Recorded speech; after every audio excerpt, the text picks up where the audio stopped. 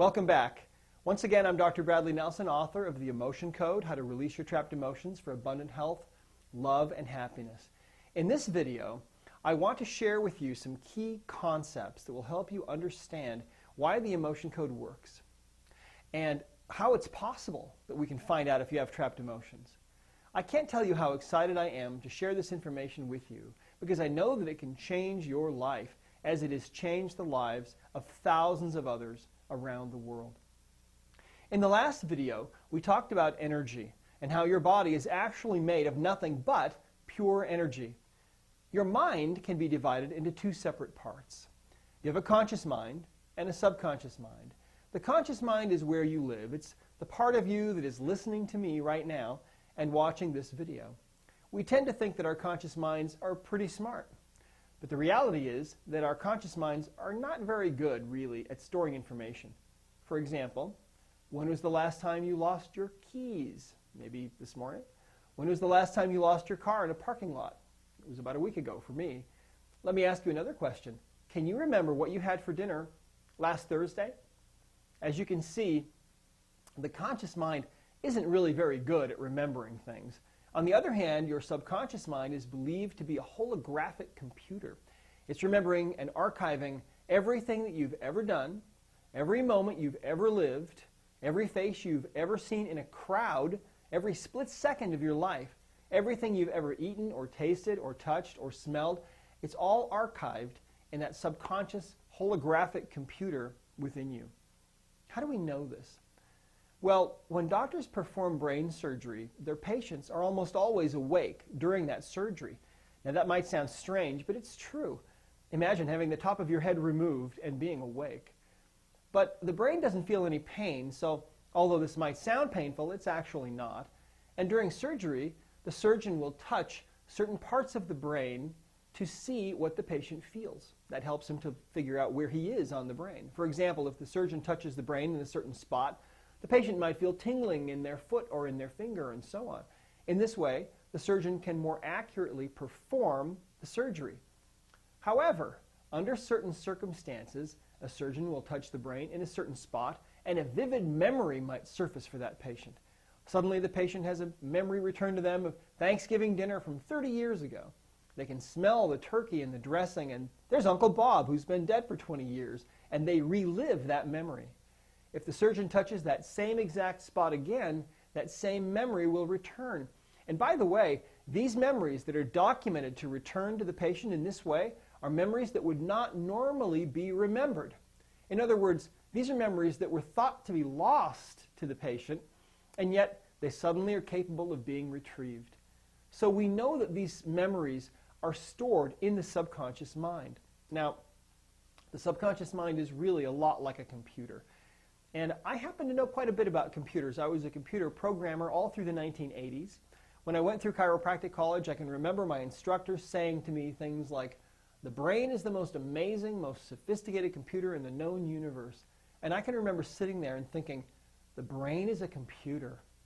I wonder if we'll ever have the technology to be able to access that computer and download that information that must be in there somewhere so that we can better help our patients. Little did I know at that time that all the healing work that I would do for the next 25 years would be based on accessing that subconscious computer that is within each of us, and that it would enable me to routinely get people well who'd been told there was no cure for them. So how do we actually tap in to our subconscious mind? How do you tap into your own internal computer system? Well, believe it or not, there are a number of ways, but today I'm going to show you the simplest, easiest way to quickly access your own subconscious mind and start to get answers from it right away. I want you to think about a potted plant for a moment.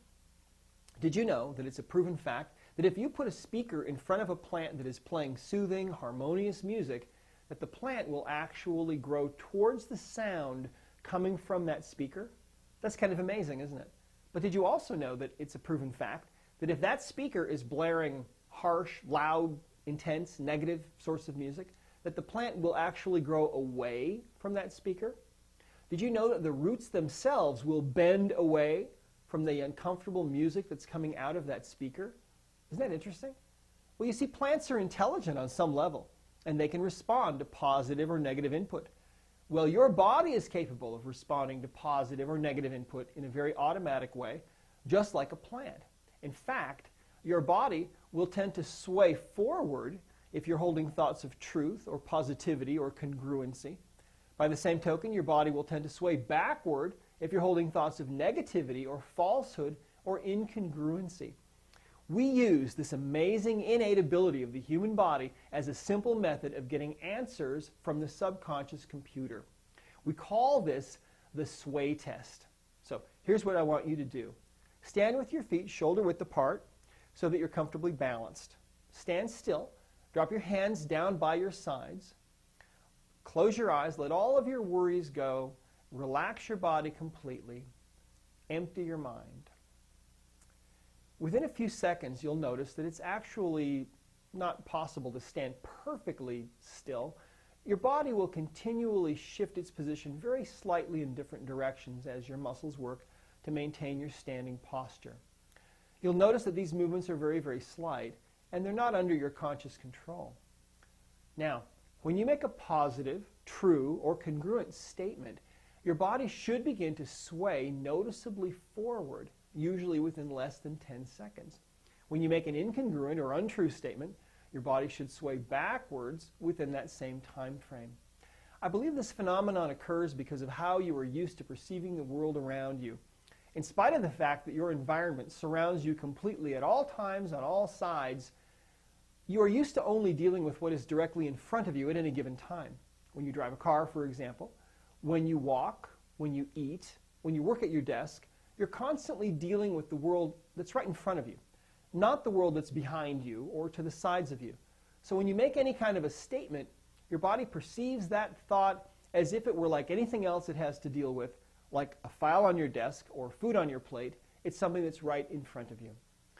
So let's start with something negative. I'd like you to think about the word war. Now, this is a word that we hear every day, isn't it?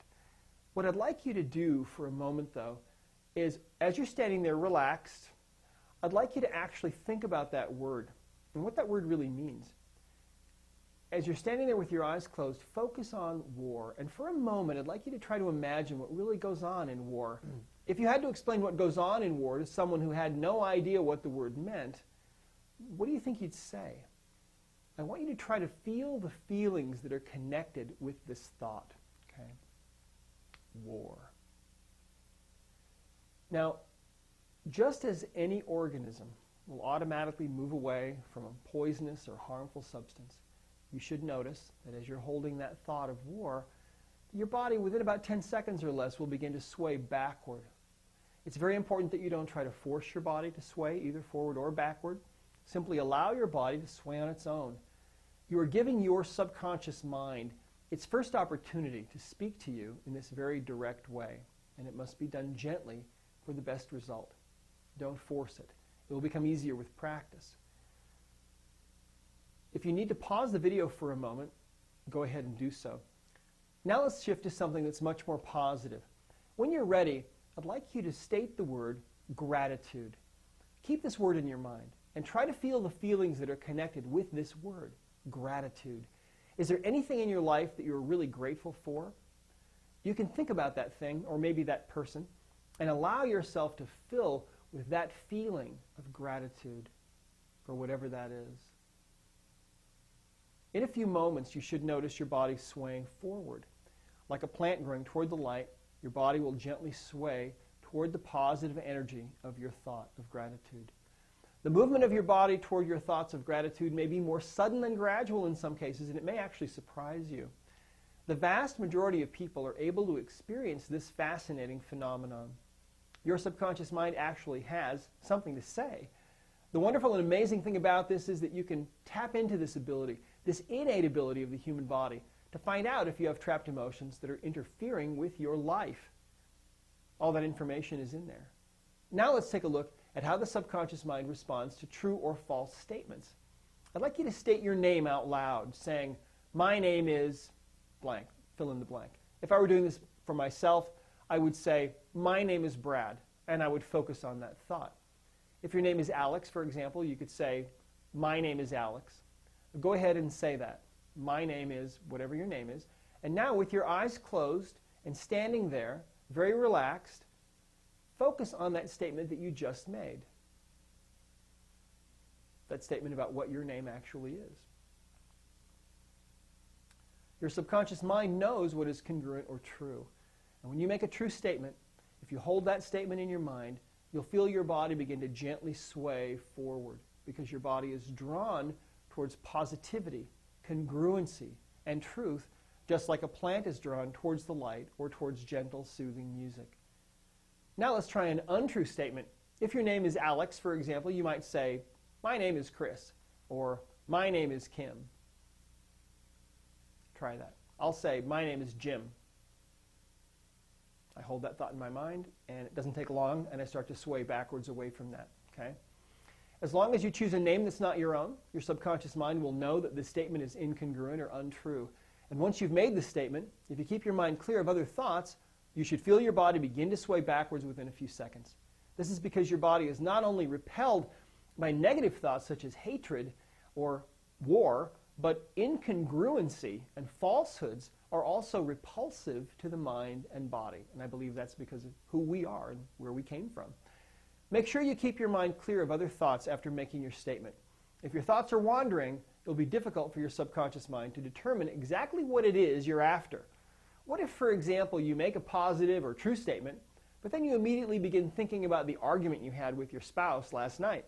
You'll probably sway backwards because the memory of that event is negative, and your body will naturally want to move away from it. It's important also to have patience with yourself. When you're first learning this method, it might take a little bit longer than expected for your body to sway. Don't get discouraged if that happens. Your body's response time will shorten significantly the more you practice. The most challenging aspect of this form of testing for many people is that it requires them to give up control, even if only for a few moments, and allow their body to do what it wants to do. For some, giving up control is not easy. Nevertheless, this is a simple skill to learn, and it shouldn't take you very long to become proficient. Now, the main thing is to stay focused on whatever statement or thought you are putting out.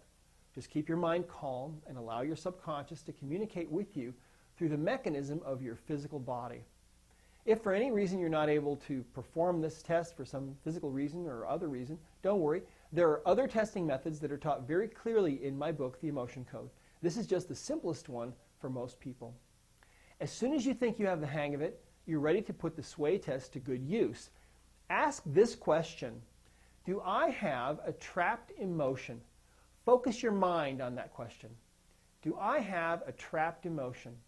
Close your eyes, relax, and focus on that question.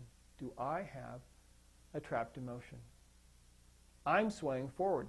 Turns out that I do. Your body will most likely sway forward as well, giving you an affirmative answer that you do have at least one trapped emotion. If your body sways backward, don't assume that you are free of trapped emotions just yet.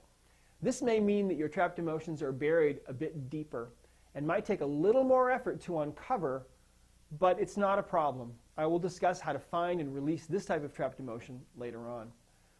Now that you've learned the sway test, in the next video, we will use it to find and release your first trapped emotion together. Once you've mastered the simple skill of releasing trapped emotions, we will move on in video number 4 to discuss the heart wall. I hope you're excited about this. You're about to learn how to get rid of your emotional baggage and your pain, and you're about to learn a way to have more life, more joy, and more abundance and love. So, until next time, thank you for being here.